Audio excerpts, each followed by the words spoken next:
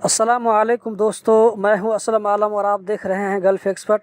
दोस्तों, आप लोगों को याद होगा कि आज से 3 दिन पहले आप लोगों के साथ एक वीडियो शेयर किया था जिसमें कहा था कि मिनिस्ट्री ऑफ इंटीरियर कतर की जानिब से ऐलान किया गया है कि जिन लोगों की कंपनी का कंप्यूटर कार्ड 1 जनवरी 2020 के बाद एक्सपायर होगा तो वो कंप्यूटर कार्ड 2 महीना के लिए ऑटोमेटिक रिन्यू हो जाएगा।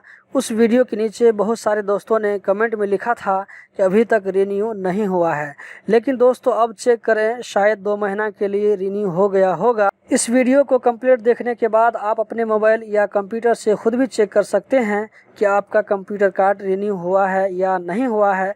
दोस्तों, जो वीडियो मैंने आज सुबह में अपलोड किया था उसको भी एक बार ज़रूर देख लें। अगर आप नेपाल के हैं और आपने वो वीडियो नहीं देखा है तो उस वीडियो के नीचे बहुत सारे दोस्तों ने पूछा है कि ये फॉर्म फिल करने के लिए लिंक कहाँ है, कोई सॉफ्टवेयर है क्या एम्बेसी की तरफ से।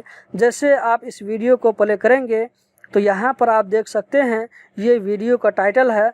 अगर आप मोबाइल से देख रहे हैं तो इस पर एक बार इस टाइटल पर क्लिक कीजिए।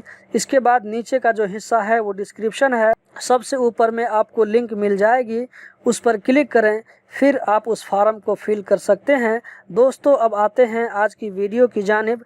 आज मैंने एक कंपनी का कंप्यूटर कार्ड चेक किया तो उसका 2 महीना के लिए रिन्यू दिखा रहा है। उसकी एक्सपायरी डेट 18 अप्रैल को था, लेकिन अब ये 2 महीना के लिए रिन्यू हो गया है। तो दोस्तों जल्दी करें, आपके जो भी काम पेंडिंग में पड़े हैं कंप्यूटर कार्ड के एक्सपायर होने की वजह से, तो उन सारे कामों को निपटा लें। मालूम होना चाहिए कि ये सहूलत सिर्फ उन कंपनियों के लिए दी गई है जिनका डेट 1 जनवरी 2020 के बाद एक्सपायर हो रहा है।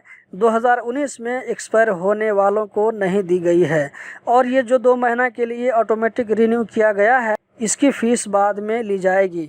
इस वेबसाइट की लिंक भी आपको डिस्क्रिप्शन में मिल जाएगी। उसके ओपन होने के बाद यहाँ पर क्लिक करें और अदर इंक्वायरीज़ पर क्लिक करें।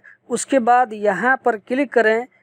पेज ओपन होने के बाद यहाँ पर कंप्यूटर कार्ड नंबर रखें। कंप्यूटर कार्ड का फ़ोटो आप देख सकते हैं, यहाँ पर ये कंप्यूटर कार्ड नंबर है, उसके पीछे में आईडी नंबर होता है। आप भी इसी तरह पहले देख लें। उसके बाद नीचे कफील या ऑथोराइज्ड पर्सन का आईडी नंबर रखें और ये कोड डालकर सर्च करें, रिज़ल्ट आपके सामने में होगा।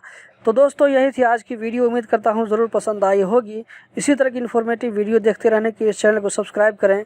वीडियो देखने का बहुत बहुत शुक्रिया।